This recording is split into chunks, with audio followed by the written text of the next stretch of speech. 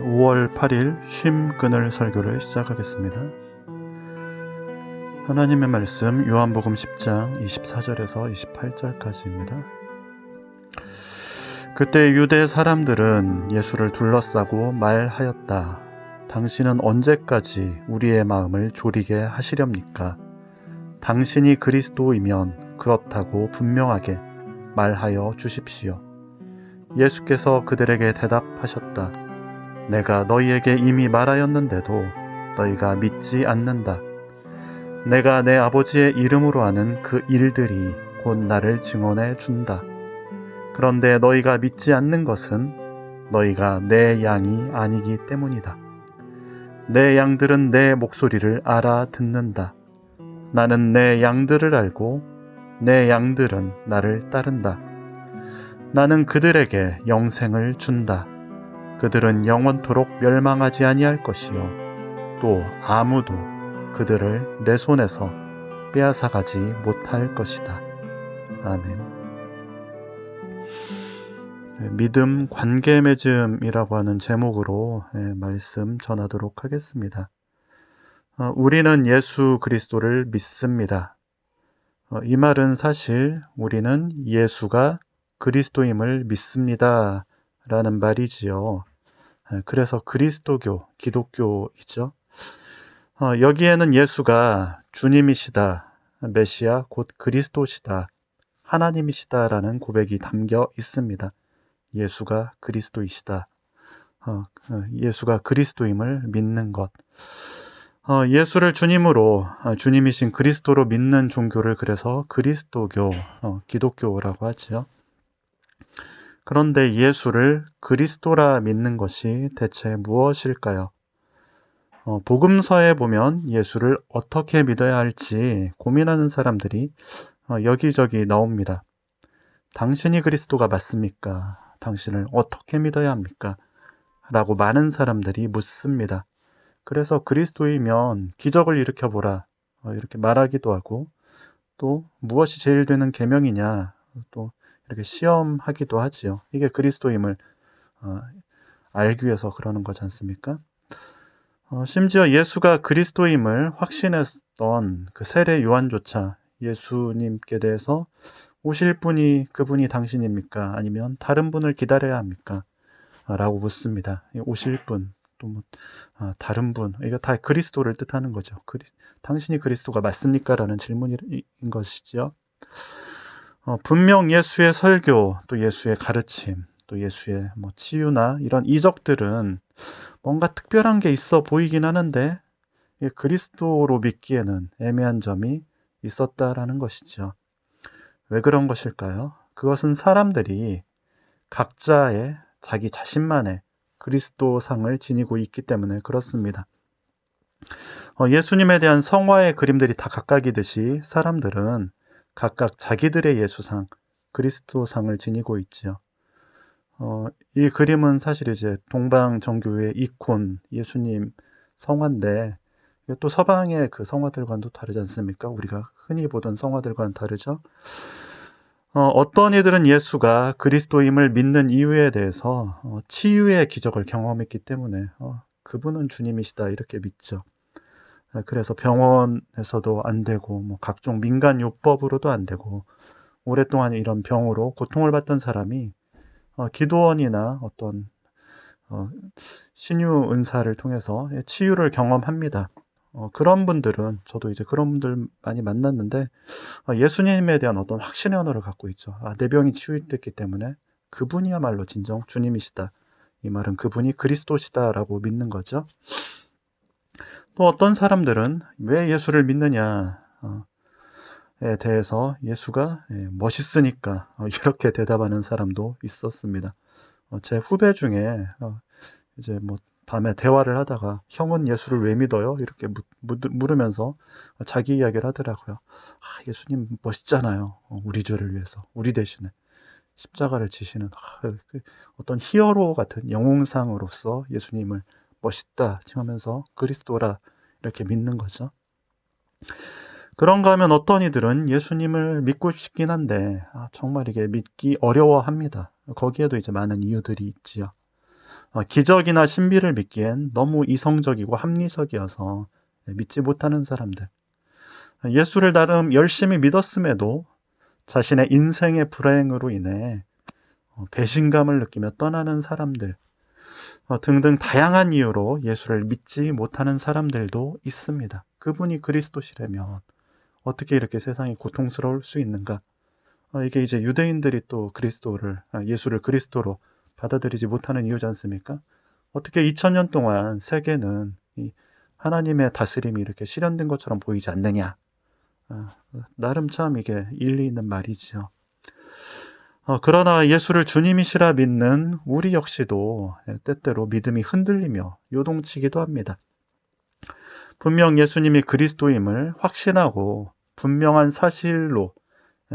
사실처럼 느껴졌을 때도 있었지만 어느 때엔 예수가 누구인지 도무지 알 수가 없고 내게서 멀게 느껴질 때도 있지요. 주님을 믿고 따른다 하지만 그 주님을 제대로 믿고 있는지도 혼란스러울 때도 있습니다. 그래서 사회에 커다란 무리를 일으키고 악을 자행하던 사람, 또 특히 약자에 대한 공감 능력은 없는데 그들이 지닌 힘과 권력으로 이 약자들을 억압하고 착취하던 이들이 신실한 그리스도인이었습니다. 이런 말이 들려오면 어안이 벙벙해지죠. 저는 이런 일들을 겪을 때마다 되게 좀 마음에서 이렇게 분노가 일기도 합니다. 대체 그들은 예수를 어떻게 믿는 건지 참 이해하기가 어렵습니다. 예수님이 과연 그런 분이신가? 그리스도교에 있어서 사실 믿음이란 관계 맺음을 의미합니다. 요한복음이 특히 이것을 강조하지요. 믿음은 기적에 대한 어떤 끌림이 믿음이 아니죠. 기적을 보이면 믿겠다는 이들에게 그래서 주님은 오히려 기적을 드러내지 않습니다. 그것이 관계 맺음이 아니기 때문입니다. 믿음은 또 권력을 통한 어떤 강압에 의해서 일어나는 것이 아니지요. 그 분석 심리학자였던 카를 융이 이것을 그래서 정확하게 표현하지 않습니까? 사랑의 반대가 권력이다라고요. 믿음 또한 마찬가지죠. 믿음의 반대는 저는 권력이라고 생각을 합니다. 이 관계를 맺는 것에 있어서 권력이 작동을 하면 그것은 관계 맺음이 아니지요. 많은 사랑의 비극이 왜 일어납니까? 사랑인 줄 알았는데 거기서 권력, 지배와 통제와 이런 것들이 작동하기 때문에 문제가 생기지 않습니까? 믿음도 마찬가지입니다. 주님은 양과 목자의 유비, 아주 유명한 요한복음 10장의 이야기지요. 이것을 통해서 믿음이 무엇인지를 우리에게 말씀하십니다. 예수가 그리스도라 믿지 못하는 것은 예수님이 많은 일을, 하나님의 일을 행했음에도 불구하고 왜 믿지 못하느냐? 그들이 양이 아니기 때문이다라고 말씀하시지요. 양은 어떤 존재이냐? 양은 목자의 음성을 듣습니다. 목자의 음성을 압니다. 목자의 목소리를 알지요. 이 목소리란 단순히 그 메시지를 뜻하는 것이 아니죠. 그래서 같은 명령의 말을 해도 주인의 말에만 반응하는 이런 애완견들 많이 보셨지 않습니까? 그래서 주인이 앉아 그러면 바로 앉지만 다른 사람이 아무리 주인과 똑같은 손짓과 그 목소리 톤으로 앉아라고 하면 어떻게 합니까? 똑똑한 개들은 뭐 앉기도 하지만 대부분의 개들은 무시를 하죠. 왜냐하면 그것은 낯선 목소리이기 때문에 그렇지요. 주인의 목소리엔 주인과의 관계가 이 개에겐 담겨 있습니다. 낯선 목소리가 아니라 익숙하고 친밀한 관계를 맺고 있는 주인의 목소리에 이 개가 이제 반응을 하는 것이지요. 양은 목자의 음성을 압니다. 목자의 목소리를 안다라는 것은 양과 목자 사이에 신뢰로 인한 관계 맺음이 있기 때문입니다.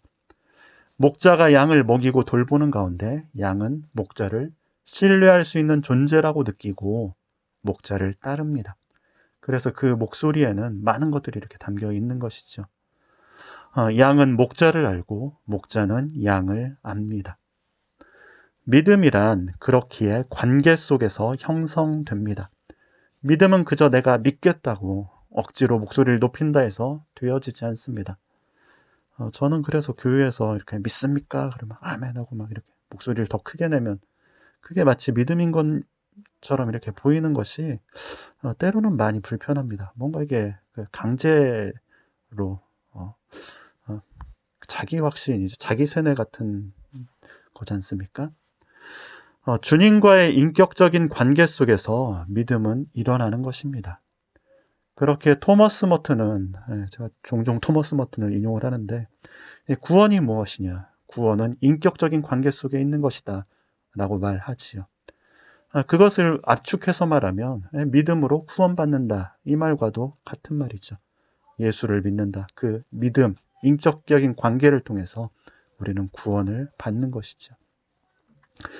예수를 믿는다 하지만 도무지 예수와의 인격적인 관계가 있는지 의심스러운 경우가 참 많습니다. 예수를 안다면, 예수가 누군지를 안다면 어떻게 저렇게 타인에 대해 모질 수 있을까? 악에 대해 침묵할 뿐만 아니라 힘과 권력으로 저리도 악을 도모할 수 있을까 싶은 일들을 참 많이 봅니다. 여러분에게 예수는 어떤 분이십니까? 예수와 어떤 관계를 맺고 계십니까? 여러분을 부르시며 말을 거시는 주님의 음성은 어떤 음성입니까? 제가 요즘 많이 듣는 음성은 두려워 말라입니다. 그것은 제 속에 두려움이 많다는 의미이기도 하겠지요. 그런데 기도하면 마음 안에서 두려워 말라, 이렇게 주님이 말씀하시는 것 같죠. 두려움이란 또 무엇입니까? 곧 나 자신에 대한 불신이기도 하지요. 그런즉 주님께서 두려워 말라라는 것은 주님을 통해서, 주님 안에서 자기 자신을, 스스로를 불안해하지 말고 자신을 받아들이라라는 의미이기도 하지요. 우리는 주님과의 관계를 통해 그 관계 속에서 나를 가장 잘 아시는 주님의 음성을 통해서 스스로를 받아들이고 신뢰하는 법을 배워갑니다.